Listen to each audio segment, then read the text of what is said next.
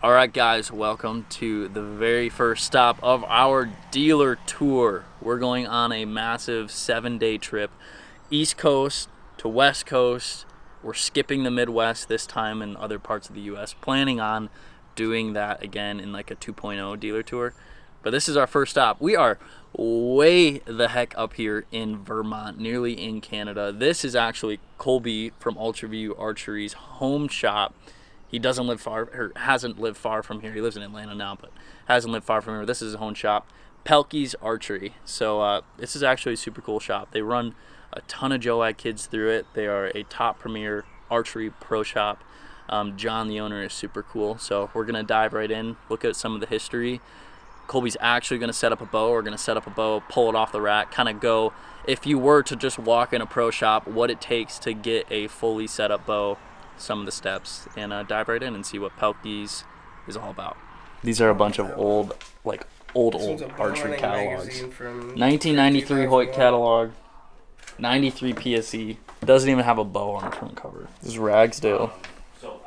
This Terry Ragsdale, for everyone that doesn't know, is like actually the world's best archer in the entire world. Look at that mullet. Jonah, that looks like you. No, this is Colby. He owns ultraviewarchery.com. We're here at Pelkey's, like I already said. Today, we are getting Colby a brand new Mathews bow. What? No, I'm gonna go through. I'm gonna go through this fully stocked pro shop, and I'm gonna pick the bow that fits me the best and feels the best. All right. And that's the bow I'm gonna get. Literally, just gonna grab stuff off the shelf, put a bow together, because Colby's gonna go to Park City Total Archery Challenge and shoot. And Chris said I would have been made fun of if I had my giant Invicta with long stabilizers and a target sight. Yeah, well, you probably will still get made fun of for other things. But At least I'll have a tack bow. so that's what we're doing right now. So left or right eye dominant? Well, yeah, obviously if you're coming in high-end bow, most of the time you're going to know that. So what we'll do to start things off is basically I put bows in your hands, see which one feels the best grip-wise, especially if you're coming in not knowing what you want. Obviously the grip is where you're going to hold onto the bow, and that's going to be the most comfortable. So I usually throw bows in people's hands, see how they like to feel, and then let them tell me which bows they want to shoot. So if it's 2 bows, if it's 10 bows, we'll set them all up and shoot them all. Do you find that most of the people come in knowing what they already want? A lot of them do, but I do encourage that people try multiple brands, because even though some brands can be more appealing to others based off marketing and stuff like that, we like to throw them in their hand. A lot of times they leave with a bow that they weren't expecting. Really? All right, so 31.5 inch draw, right? So basically we got the Hoyt and the Mathews would be our top ones for you right now, I guess. Unless you want to try something else. I mean, do you have another one that I can just pull back and shoot without having to put anything on it? Or? Yep, the Reckoning will fit you. All right. And I got a couple PSEs that'll fit you as well. We'll just pull them back and shoot an arrow through them or something. Okay. So, yeah. Yep. All right. This hinge feels like it has been moved. Don't punch yourself in the face. So that'll be a great. That'd be awesome. That would be a great. You can. Oh my god. Feel good? Yeah, feels good. It's too Honestly, long. been probably 3 years since I shot a hunting bow. It is a tad long. I don't know what it's at though. Coming in at 31.25. Was it? No way. Yeah, if it was a target bow, it'd probably be pretty perfect. But I feel like you want a little tighter with a hunting bow. This is the PSE. Look at the lens. Evoke is the cam, right? No, Evoke is the bow. Evoke 35. What was the one you just shot? Ventum? Ventum 33. Ventum 33. Oh my god. Wow. Yeah, this is long. I think I'm a 31. You want me to take half inch out of it? Oh yeah, this is way more aggressive than that. Wait, no, it's fine. I can still shoot it. More aggressive, eh? Yeah, like on the release. Everything else before kind of felt the same. Right. But like when it released, this one just felt more Stiff. jarring. Yeah. Wow, this has a lot more, like, I hate to say it, but like recoil than the Hoyt Yeah, 2. recoil. Yeah, I'd say so. It just by looking at it. like it kicks and... Like a good Yeah, this one's like a lot more jarring. Evoke 35. This is the Bowtech Reckoning. amazing. Is it? Oh my god. Tim Gillingham, this goes out to you. Hang out in summer camp, learn. Oh! This one's different.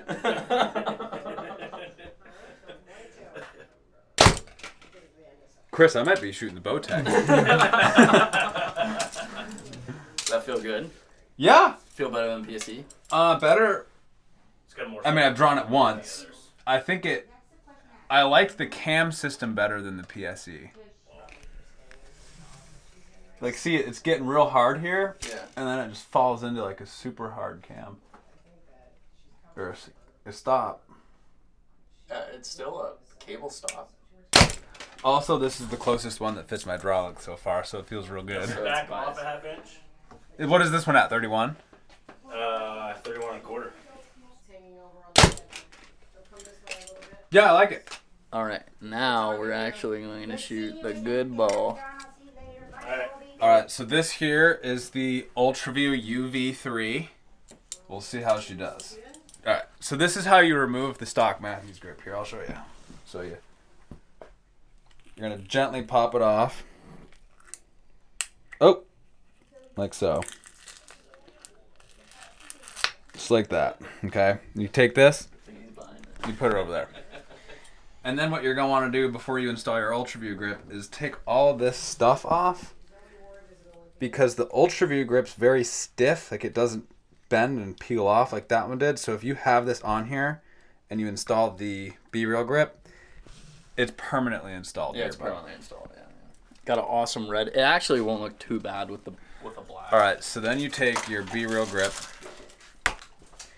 and you slip it on like so. Snug. No double-sided tape required. It's installed. Well, okay, now we're ready to shoot the Mathews bow. Okay.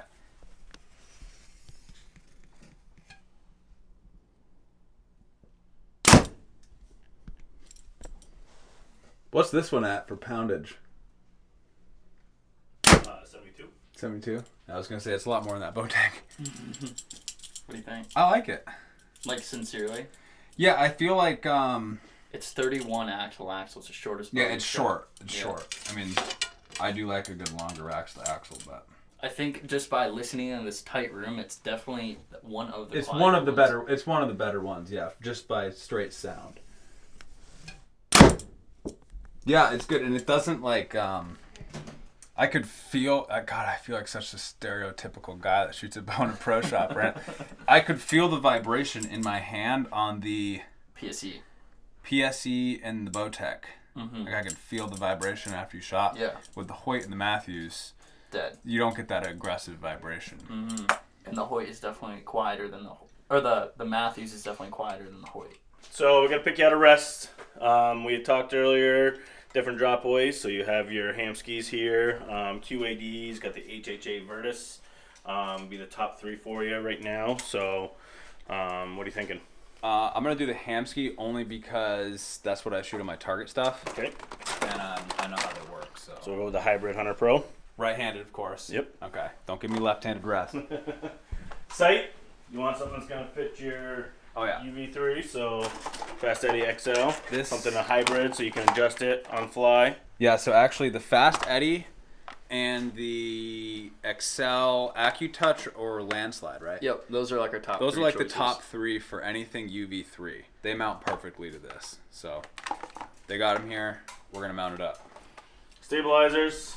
Going with the Mathews bow, you can get yourself set up with some Mathews stabilizers here. We also have the Tetra series HHA. It's a pro shop only series made by HHA, so we have that set up there, or the Shrewds. I might. It really doesn't matter. Yeah, I might actually get genuine stuff. You can. I don't care. Then I'll probably go with the genuine stuff just because. So I've got 8 and 10. Is that all right? Yeah. Peep. I've got some Hamsky Peeps. Got some regular Extreme Peeps. So it depends on which one you want. So you got our Hamsky Peeps here. Got them in the 3/8. Got them in the quarter. And then I've got some other 7/16 or 7/30 seconds. Kind of fit you in the middle. So I got the Specialty Archery Peep system here just because you can read on it on our website. We actually have a blog on it. I prefer the smallest peep size that you can possibly use and still be able to see like through it. And they had some Hamsky ones, but you only went down to like 3/8. 3/8? Mm-hmm. That's huge. I wanted like 1/8. And this was the only one that fit me here, so that's what we're getting.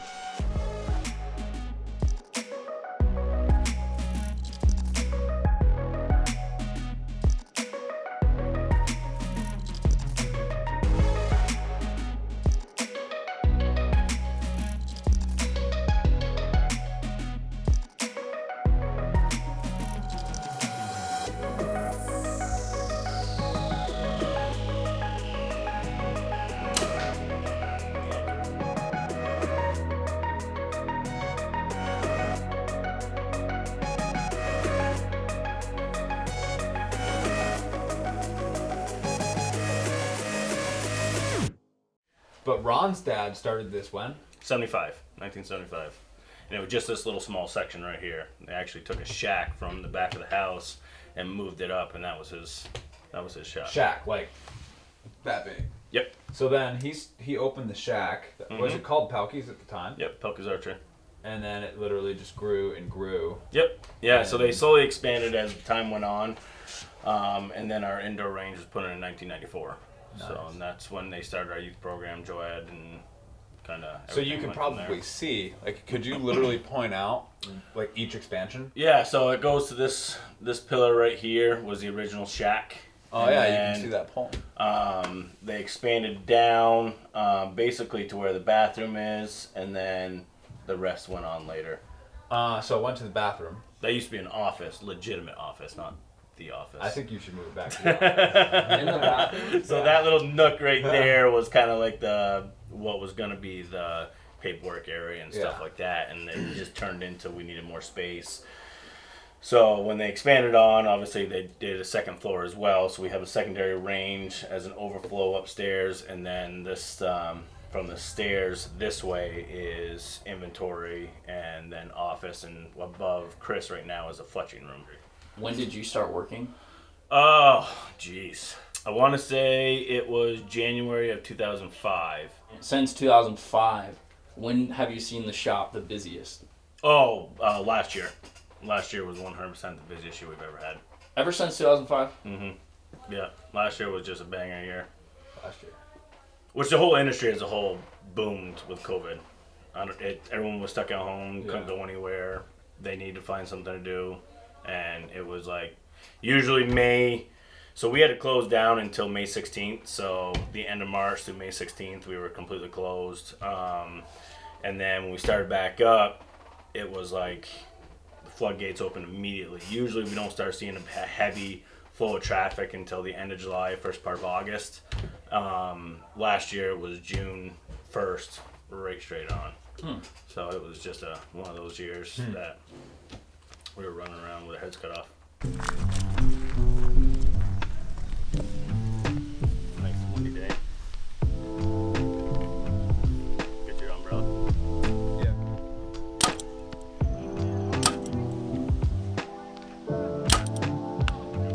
I think I'm at stage left. Yeah.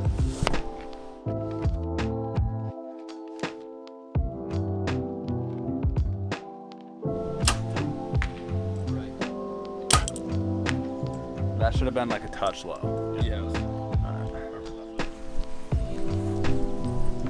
Just got done setting up my new tack bow here at Pelkey's Archery in St. Albans, Vermont. It was a beautiful day out. Shot a whole bunch of arrows at 100 yards. Had a whole bunch of people turned out. And where are we heading next, Chris? It was good. Pelkey's Archery was a lot of fun. If you are in this area, definitely make sure to check them out. It's a one-stop shop. But we are heading down to Reedy's Archery down south of Boston. We're literally leaving here at 6 o'clock. Gonna get to Boston like midnight, wake up in the morning, do it all again. So if, obviously by the time you're watching this video, it's not the right timeline, but if we're gonna see you tomorrow, we'll see you guys tomorrow.